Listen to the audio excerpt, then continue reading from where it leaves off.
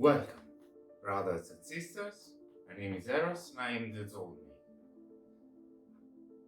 Please, as always, do keep in mind that I'm not a native English speaker and also that this is the third episode of our series in meditation and mindset. So I'm taking for granted that you've watched the two previous ones. Today, we will talk about working with shadows. In the previous lessons, we've seen the weapon we use to fight in our present towards our future. Of course, mind control. And we've analyzed and discovered the battlefield. And through the study of the battlefield, we've discovered we still need a way to fight our past, our habitudes, the darkest side we hold inside, the monsters we hold within fighting against us.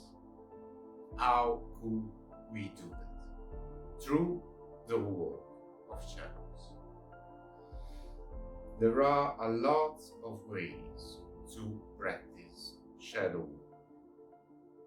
We want to give you methods to practically apply these work of shadows. Because more often than not is vaguely explained. We're going to go through certain steps.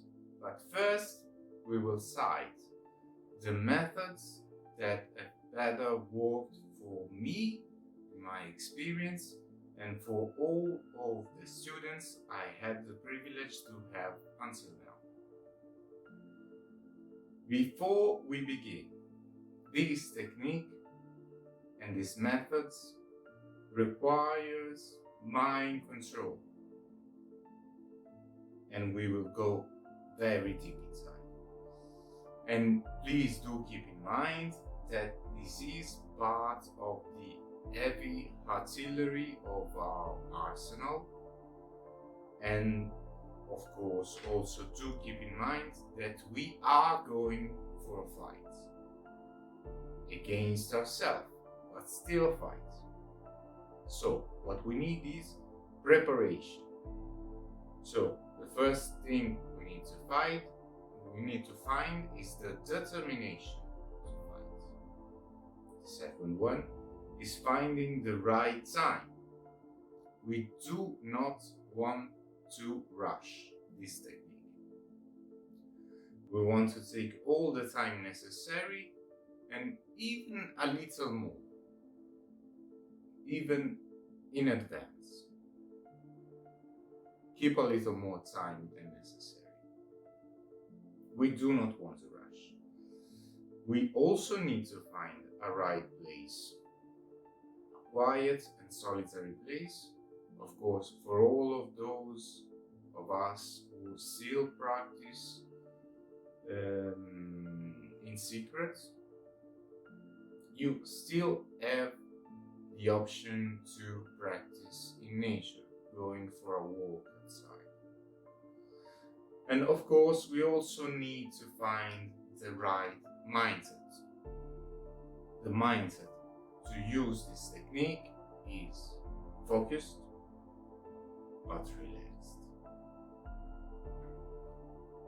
Going forward, now we have all the requisites. We need to pick a fighting method. The first one that I will suggest is what I call mind thumping.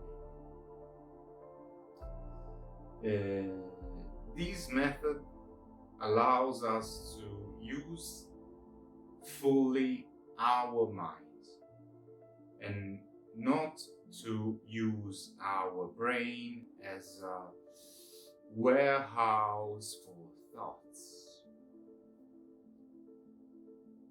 What I mean is, what we want to do is to find the thought pattern or the habitude want to confront. It may involve our relationships, or our job, or our finances, or even our insecurities. And we want to take a piece of paper and a pen and write it down, honestly and fully, until we have exhausted all we've needed to express. At this point, we take a step back from what we've written, and we are going to read what we've written without judgment. Observe the pattern without self-doubt and self-judgment, only asking one question. Why? Repeatedly. Getting to the bottom of the discussion. What I mean is, you want to ask why, like a child when they are of a certain age and they repeatedly ask why of something until they are satisfied. We want to do exactly that. What we may want to do is even writing down answers.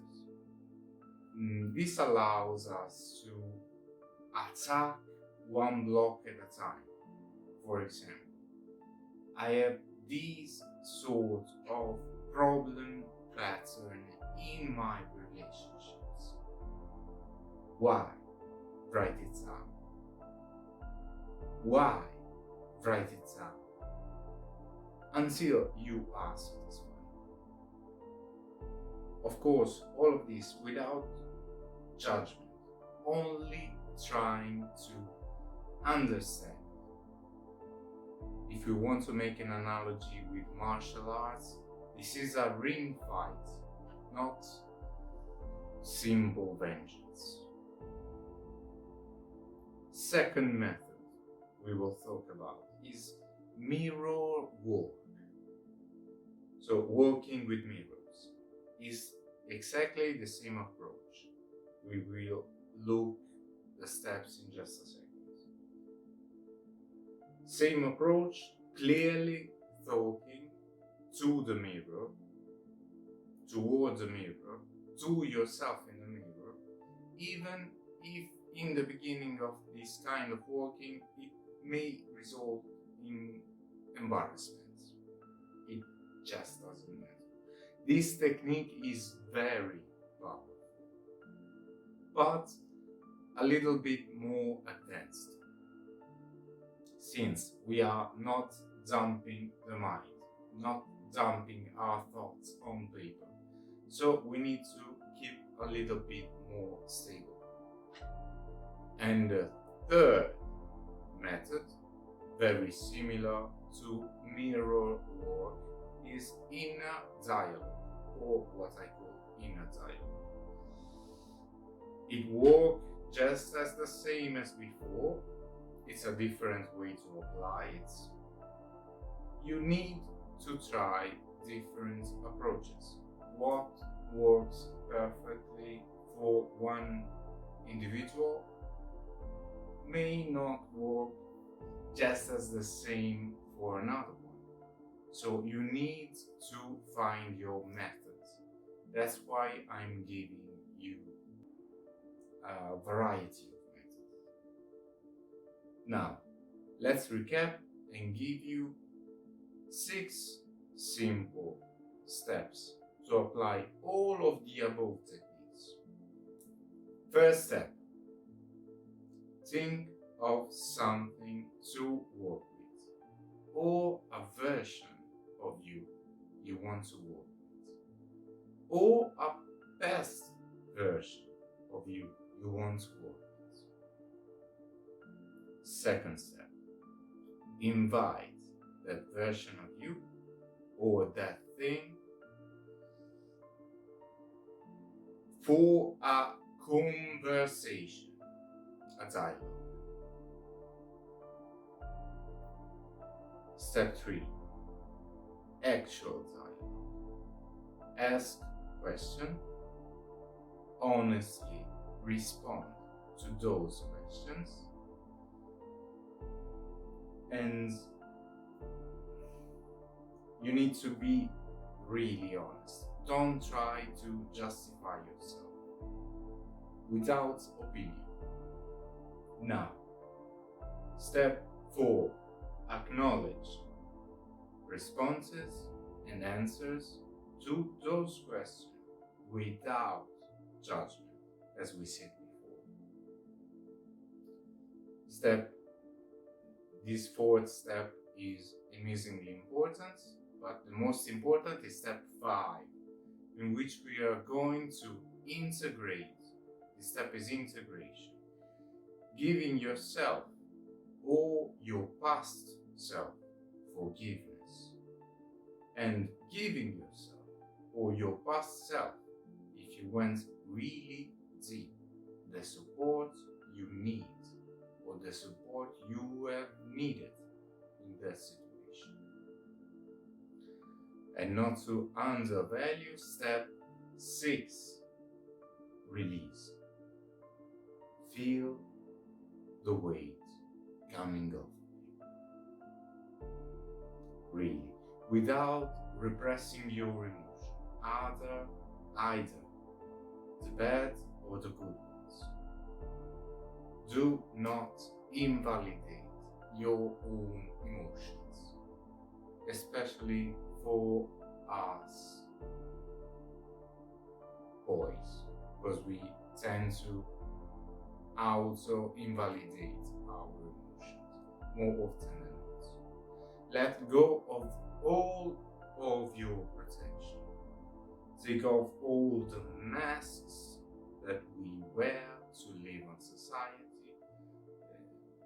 Pull out all of your inducted shame, self-shame from society and many other factors, and let yourself express your emotion freely, like a child. You may want to dance, you may want to sing, you may want to scream, you may want to cry. What is necessary to end this technique is the act of letting go of your emotions.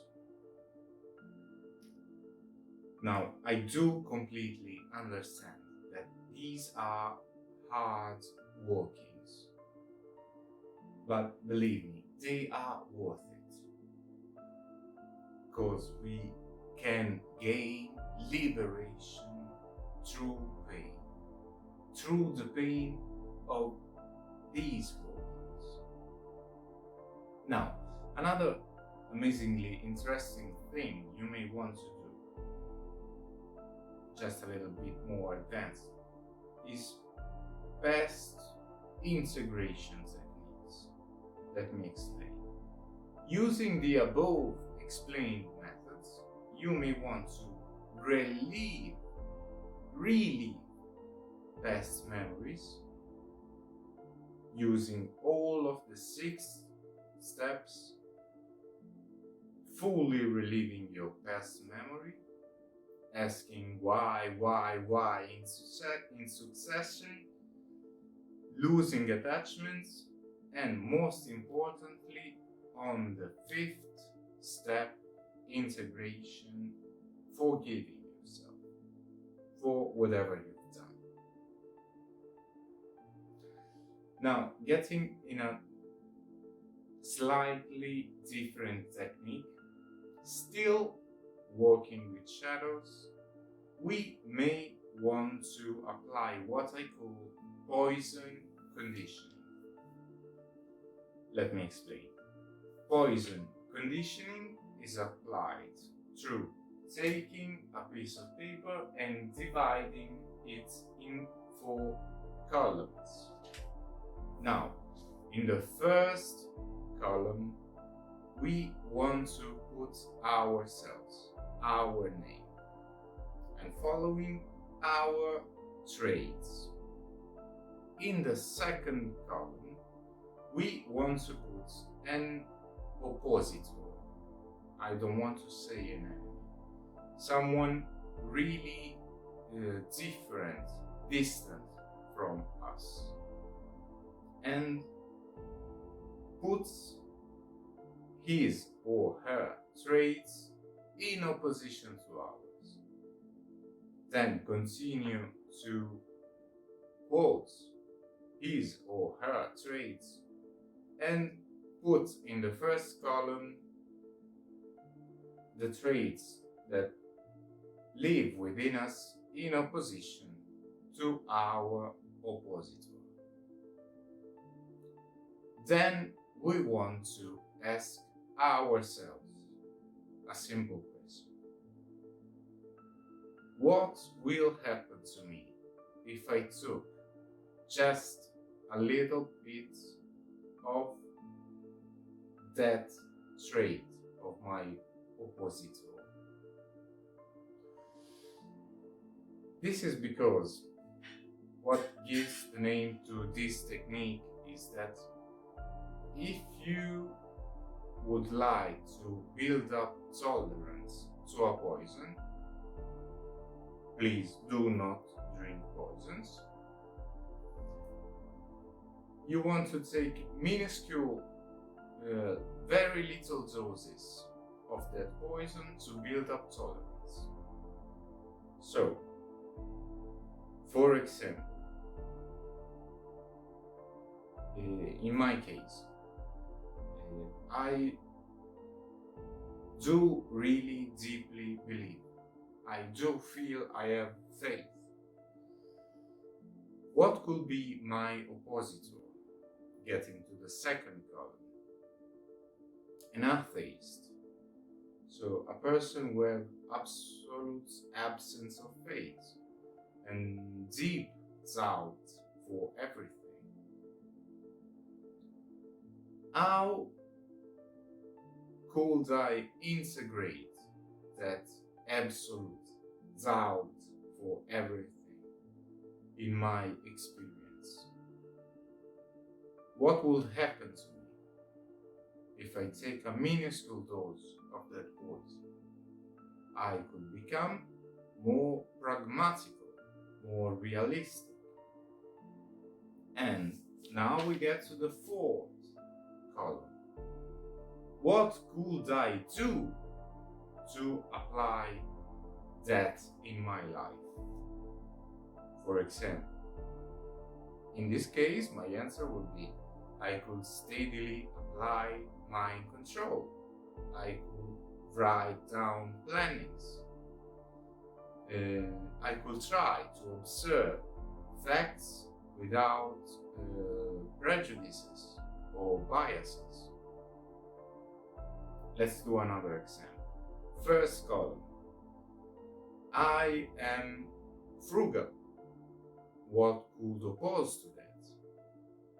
The standard capitalist type of guy, for example, of course, which is instead of frugal, money driven. What could happen to me if I apply that a little bit of that money driven to myself? I could become better financially educated. What could I do? This is the third column. Getting to the fourth. What could I do to become better financially educated? I could study. I could invest. I could research business. We still live in the era of internet. A different approach to this technique, even a little bit more advanced, is to find in the first and second column the same trait between you and your oppositor.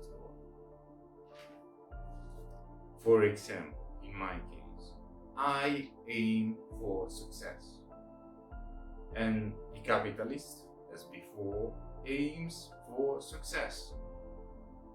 What could I do to take away from me a little bit of that poison? How would I become? I may become more in control of my thirst for success, and I may become more humble. How could I do that? Getting to the fourth column. Controlling my impulses and listening sincerely to advices, to sincere advices, truthfully. I hope I have explained you clearly this technique. In case, just let me know down below. Now, having explained poison condition, again, please do not drink poisons. Remember that we are integrating in ourselves the capacity of aggression through fighting the inner monsters. We are not trying to integrate in ourselves senseless violence or more negative emotions than we had before. This being said, remember to applying this technique to always fight the original deep conflict, never running away, because figuratively we are aiming to burn down our current self like a phoenix to be born anew through the black flame of our shadow. Now, I know this lesson was a little bit more complicated, but I do deeply thank you for your kind attention, and I hope to see you in the next lesson. And as always, may the eternal light shine.